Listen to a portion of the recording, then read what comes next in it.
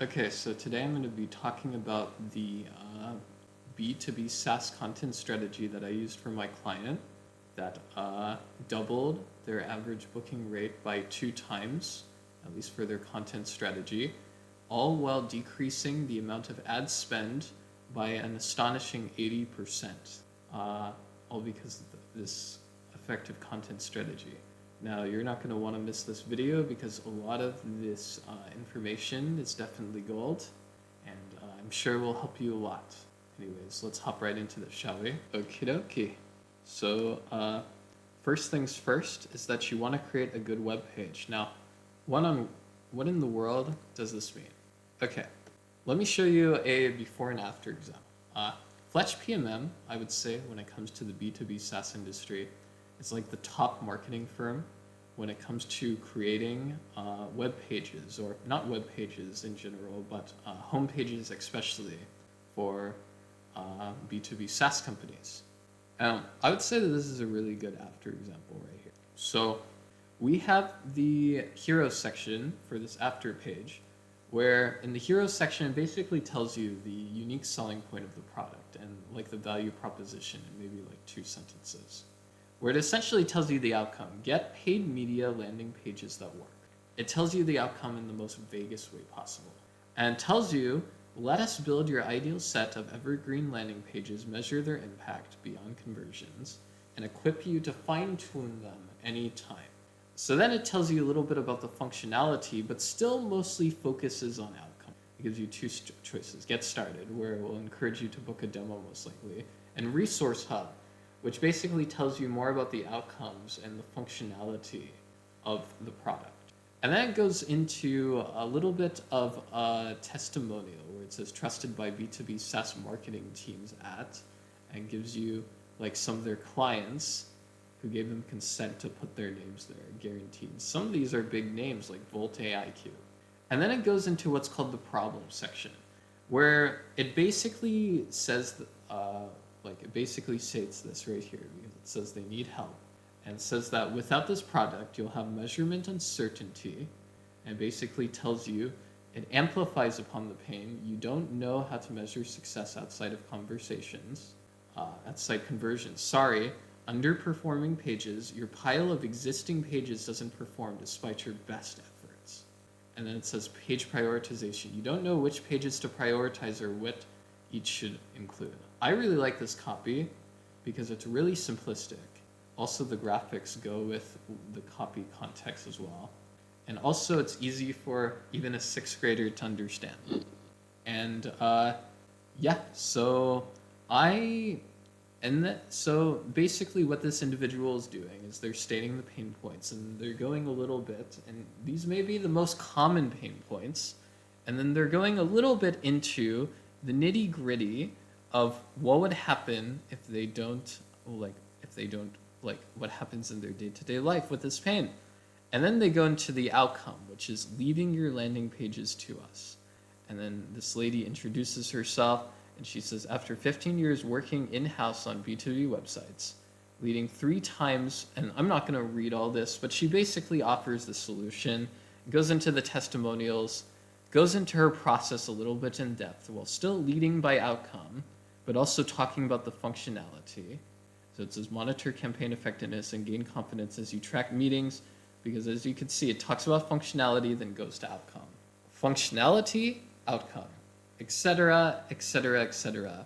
And then it goes to pricing, and then the process, and then all the way down. So I would recommend at least following the hero, the testimonial right here, the problem, and the solution, and then the features. Everything else is negotiable after that. But having a really good homepage is extremely important. Also supporting websites, What I mean by this is looking at this right here. What is this? So as you can see, it's under the solutions bar, and then it has all the supporting context under it in terms of pillar pages. Another example of pillar pages is like you could see the menu right here. But by pillar page content, to put this more specifically, I mean where, like for instance, you have cataract surgery. So maybe for the main pillar page, that is the mother pillar page of cataract surgery, would be like just surgeries in general. Surgeries, and then it goes to cataract surgery, and then maybe another one right here would be heart surgery. And another one right here may be bone marrow surgery. I don't know. But after, let's say that we scroll down through cataract surgery, we go 8 frequently asked questions about cataract surgery. And then right here, you have the 8 frequently asked questions. 5 reasons for cataract in elderly. And then right here you have 5 reasons. And in depth. And same thing, same thing, same thing.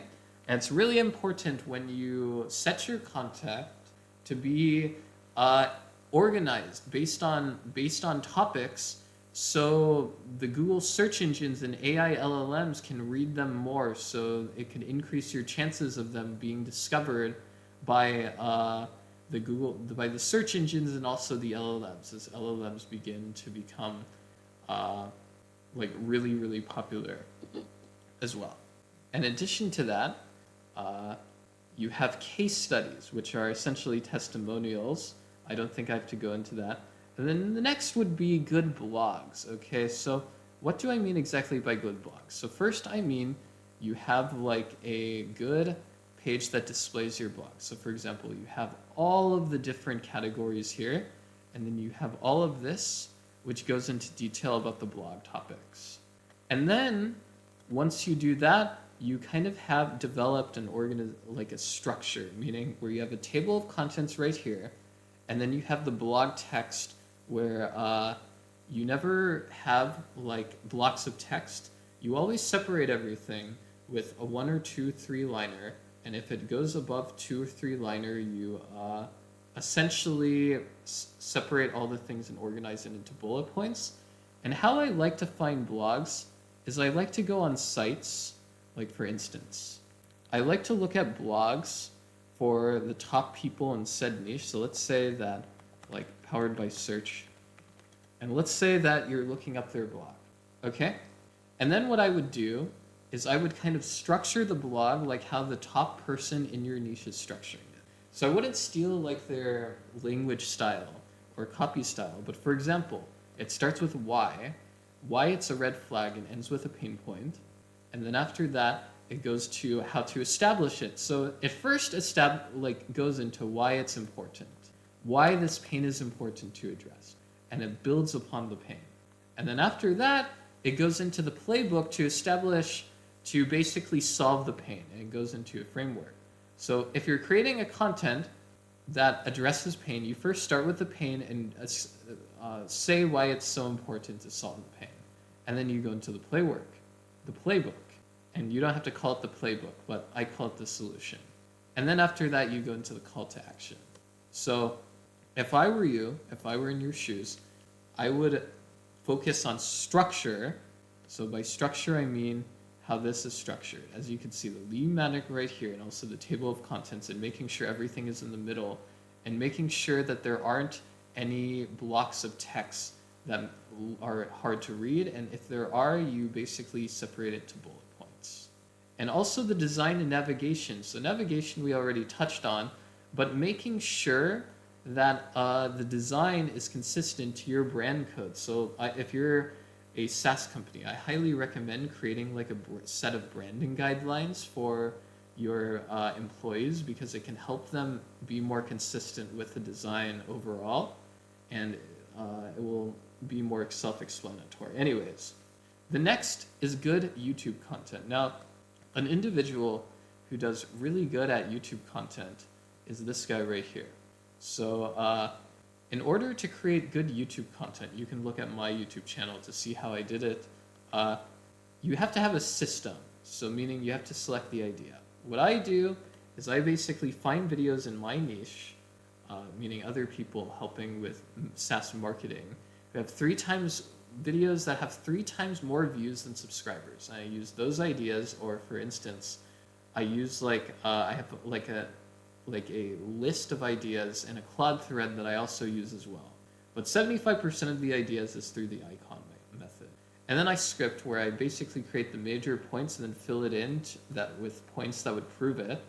And I record it using OBS, as you can see right now. And then I edit it with CapCut and Recut, and then I post it.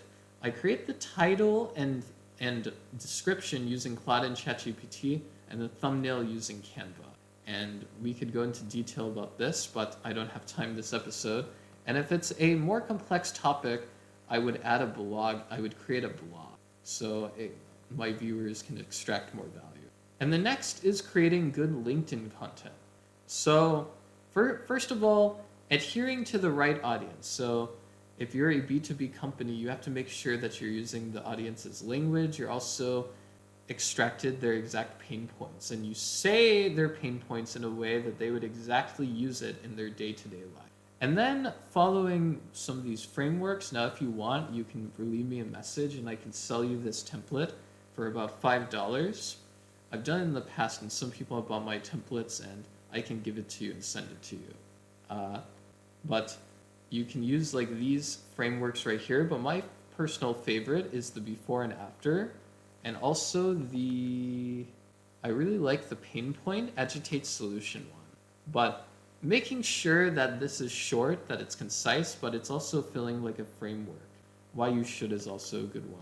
And then the next is good webinar content, which is targeting, honestly, this is the one that I know the least about, but you have to target the right audience, and you also have to be solving a bottom of the funnel problem that many of your ideal customers are looking to solve, and you have to make a webinar about how to solve it in depth, and then but also position your product as like the final piece of the puzzle in order to solve it 100% efficiently and effectively.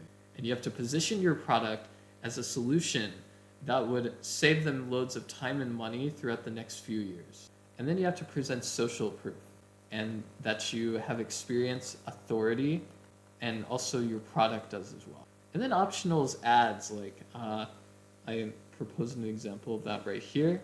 So for instance, making sure that your ads link to the right content, and also making sure that the copies are concise and that it hooks well and led by outcome.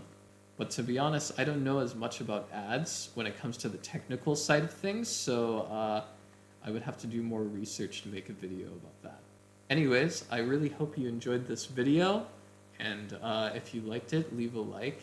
By the way, I do offer not free, but I do offer content strategy and also copywriting for SaaS companies. And if you're interested, we can negotiate a price, and my Calendly link is in the description.